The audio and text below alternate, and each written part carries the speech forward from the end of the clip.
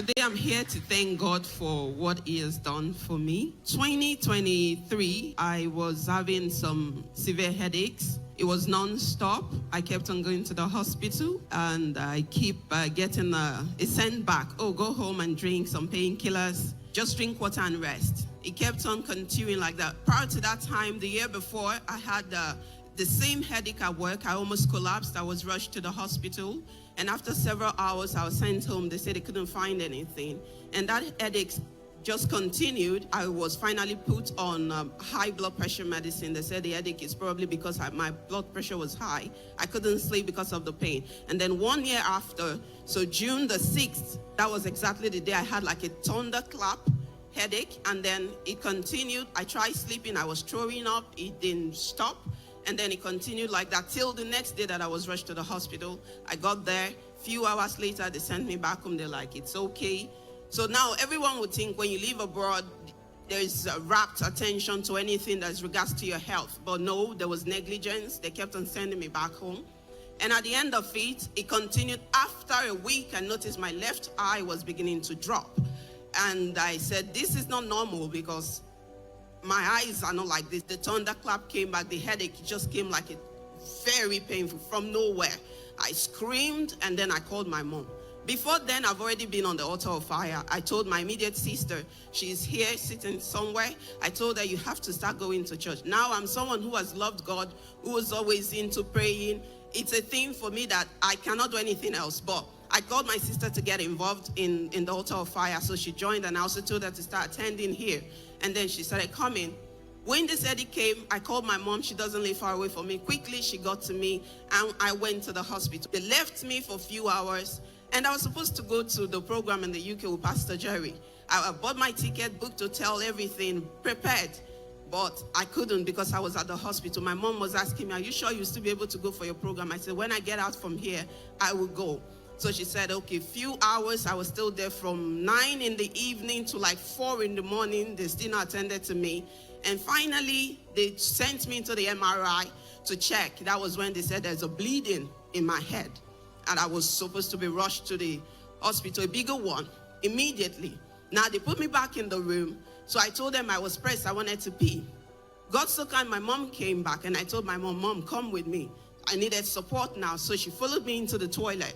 That was where she said I collapsed. I didn't remember anything afterwards. I woke up 9 days after. And I was told that they did an operation in my head for brain aneurysm.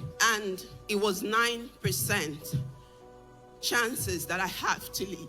But my mom said, she is my daughter, but she belongs to a place where they don't die. Young people don't die. So this one will not die. My daughter has 1,000 chances to live. So they did the first one. They came back and said, she might not remember anything. So this is the serious part. You have to go bring her pictures. So she has to relearn herself when she wakes up. She has to know who she is. She will not be able to walk. She will have loss of memory. She would need help and support. My mom says, no, I know my daughter. She would come back fully as she went back. So she kept on praying. So the doctor left and closed the door. So she kept on singing. NSPPD was praying while I was unconscious. To them, it looked normal. But to me, I had a situation where it felt like a spiritual battle. Now to them, they're sending me through an MRI machine to do their checks to see what's going on in my brain. I was seeing a battlefield. I was seeing myself being put on a rail to go in, and then there were people holding hands. It was a dark place. I didn't know who these people were, but they were coming with me, to me, with full force.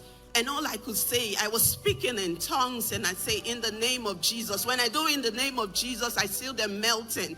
It was like that. I did it the first time, and they said, oh, we couldn't get the test. Let's go back again. I said, I'm not going. I don't know what I'm seeing. The doctor was like, what are you talking about? I said, you wouldn't understand. Now I was unconscious talking to them, they said. And then it happened again, but I used the name of Jesus to conquer all of these challenges.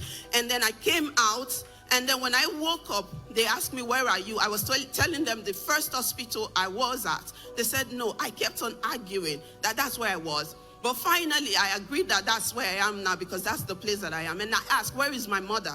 And then they asked me my name. I told them my name. They say, what do you remember?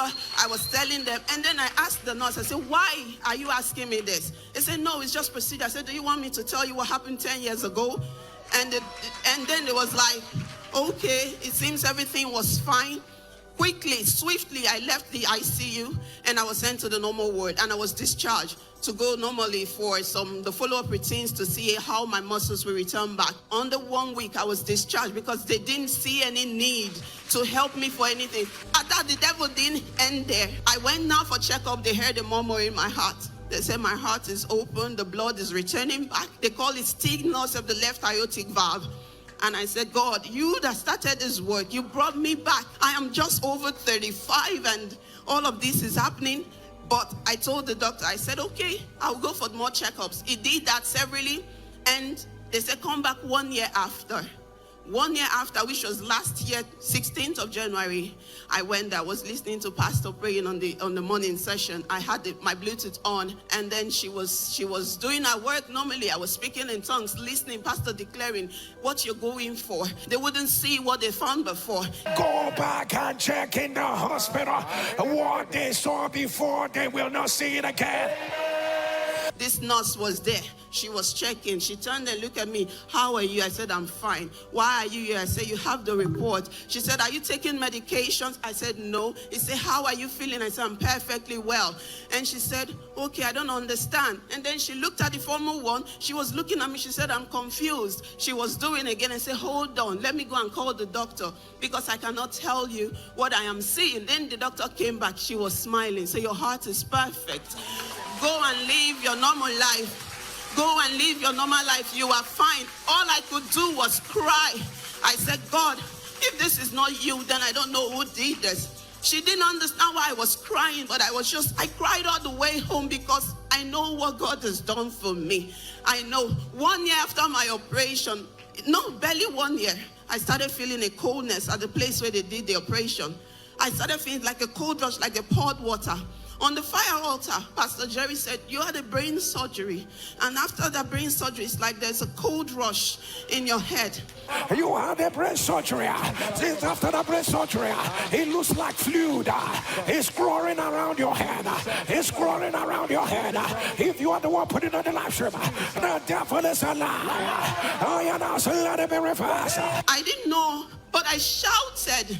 After that day, I just noticed the coldness stopped because I would touch my head like who is pouring water on my head. There is nothing coming, but I could feel like water is draining. But God, in His infinite mercy, He made me perfect. And I'm standing here today. They said I cannot walk.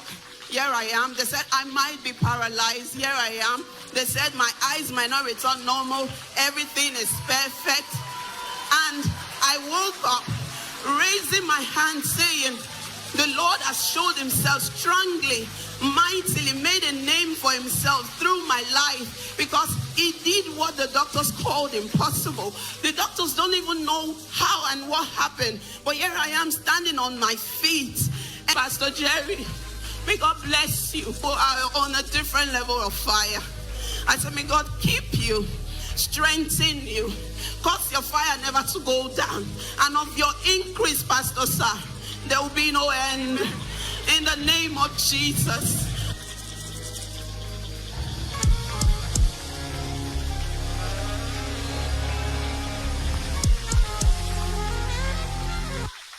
Somebody celebrate a